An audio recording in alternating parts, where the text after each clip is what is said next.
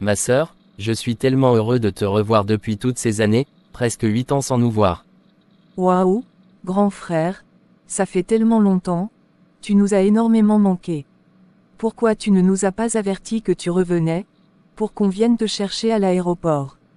Maman risque de faire une crise cardiaque en te voyant soudainement arriver. Non, cela n'arrivera jamais.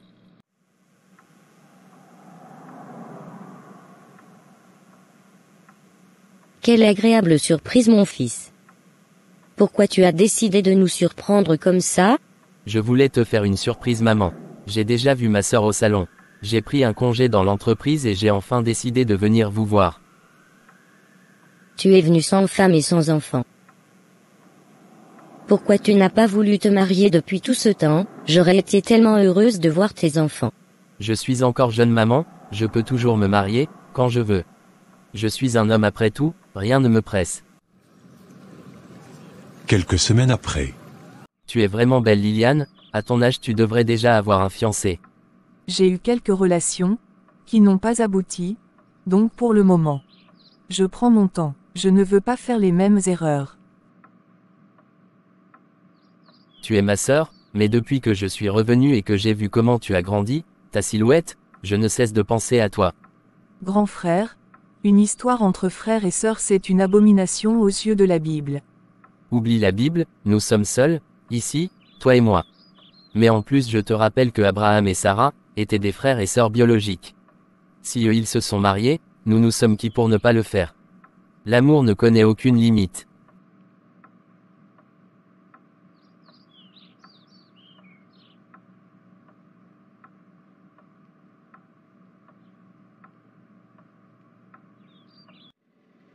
Ma chérie, pourquoi tu m'as caché que tu avais un nouveau fiancé? Le docteur vient de me dire que tu es enceinte. Oh, non mon Dieu, quelle erreur nous avons fait. Pourquoi tu parles d'erreur? C'est qui le père de ton enfant? C'est grand frère qui m'a enceinté maman. Quoi? Tu parles de Daniel? Ton grand frère? Oui maman. Vous m'avez tué. Oh, mon cœur, mon cœur.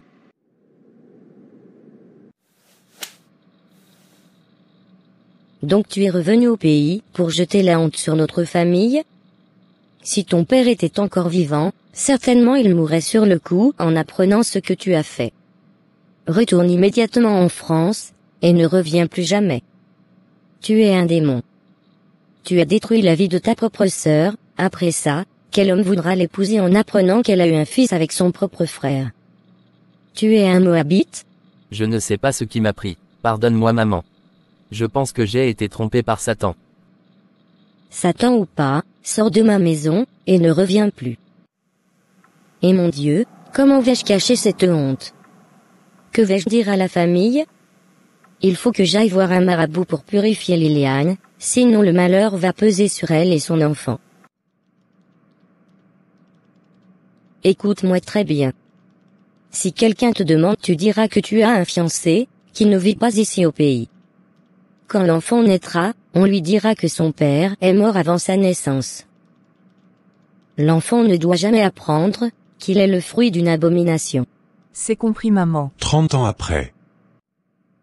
Maman, je suis heureux de t'annoncer que je vais bientôt me marier, avec une sœur dans mon église. Elle est très cultivée et très respectueuse. Je suis heureux pour toi mon fils. La cérémonie est prévue pour quand? Le mariage est prévu dans 2 mois par la grâce de Dieu. 8 mois après. Je remercie le Seigneur, pour la bonne femme que tu es pour moi.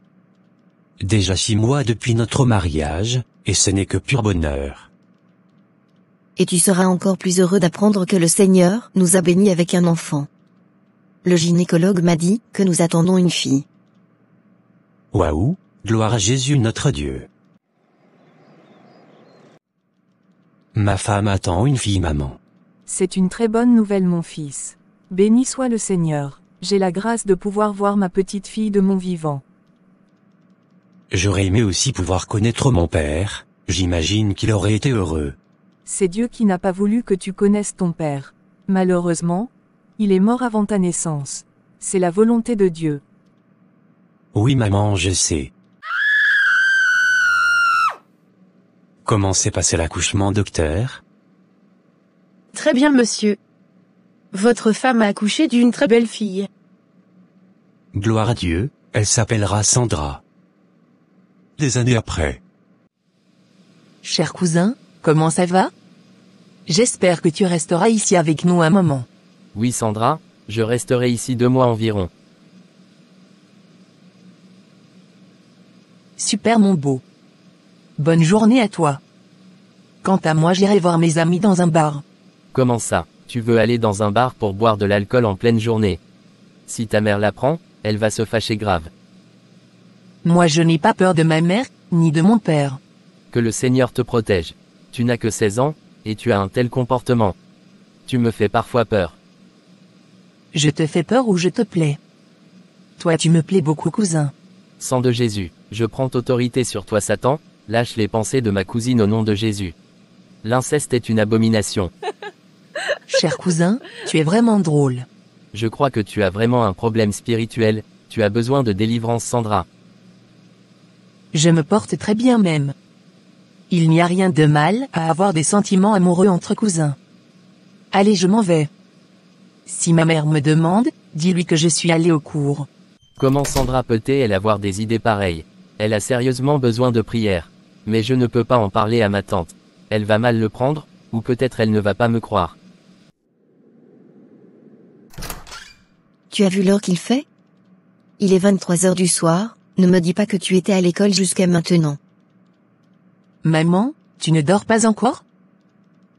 Quand on a fini les cours, j'étais allé rester chez mon amie Naomi, afin de faire tous les exercices qu'on nous a donnés. Car la semaine prochaine nous avons devoir de table. J'ai essayé de t'appeler mais mon portable était déchargé. Comment tu peux me mentir si effrontément? Figure-toi que j'étais allé chez ton amie Naomi, et elle m'a dit que tu n'étais même pas venu à l'école aujourd'hui. Ah! Et d'ailleurs pourquoi tu fouilles dans ma vie? J'ai bien le droit de vivre comme je veux. Ne te mêle plus de ma vie privée maman.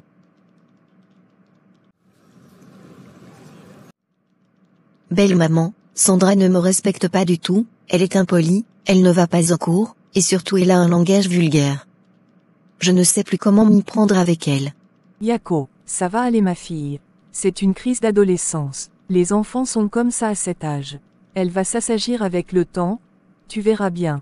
Ne te décourage pas. J'espère que vous avez raison maman. Je m'en remets au Seigneur. Ne t'en fais pas. Ton mari aussi était comme ça, à cet âge. Elle changera certainement. Mes parents sont en train de dormir, je vais faire doucement et aller dans la chambre de mon cousin. Je suis sûr que lorsqu'il verra la façon dont je suis habillée, il ne pourra plus me résister, ni me parler de Satan. Sandra, que fais-tu dans ma chambre à une heure pareille et habillée ainsi? Ne me dis pas que tu es si stupide que ça. Tu sais bien pourquoi je suis venu ici habillée ainsi. Satan, sors de ma chambre, je ne détruirai pas ma destinée à cause de toi. Tu es comme la femme de Potiphar et moi je suis Joseph. Tout comme Joseph lui a résisté, je te résiste aussi. Arrière de moi Satan.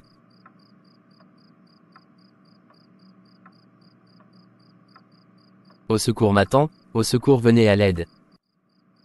Que se passe-t-il ici? Sandra, pourquoi tu es habillée comme ça? Votre fille est possédée par un démon. À chaque fois que je viens dans votre maison, elle me harcèle.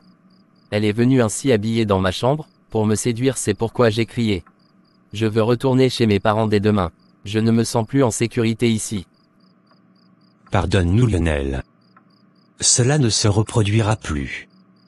Mais s'il te plaît, n'en parle à personne dans la famille, je t'en supplie. D'accord mon oncle, je vais garder le secret, mais que Sandra reste loin de moi désormais. Je suis traumatisé. Tu vois ce que je disais? Notre fille ne va pas bien du tout. J'ai vraiment peur pour son avenir, c'est comme si elle est possédée par un esprit mauvais. Sinon comment expliquer toutes les mauvaises actions qu'elle pose? Elle ne semble même pas regretter ce qu'elle a fait. Nous allons persévérer dans la prière. Je propose qu'on prenne un temps de jeûne pour chercher la face du Seigneur, en ce qui concerne l'éducation de Sandra. Je suis d'accord avec toi.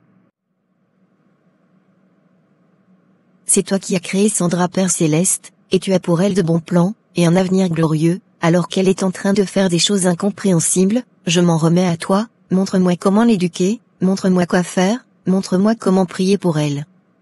Je m'attends à toi, Saint-Esprit. Nous sommes désespérés.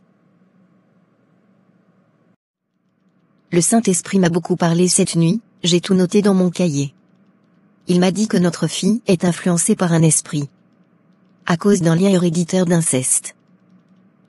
Mon Dieu, comment cela est-il possible? C'est donc un lien de sang, un péché qui avait été commis par l'un de nos ancêtres, et qui a ouvert la porte à cet esprit mauvais. Oui, même maintenant que nous savons, nous pourrons désormais bien orienter nos prières. Je vais en parler à ma mère, pour voir si elle a peut-être connaissance d'un cas d'inceste dans notre famille. Maman, j'aimerais savoir quelque chose sur l'histoire de notre famille. Je ne sais pas si, peut-être tu as entendu parler de ça? Oui mon fils, je t'écoute. J'aimerais savoir si tu sais si dans notre famille, il y a déjà eu des cas d'inceste dans le passé, chez l'un de nos ancêtres. Pourquoi tu me demandes ça? Quelqu'un t'a parlé? Non maman, qui pourrait me parler de ça? C'est pendant une prière, que le Seigneur nous l'a révélé.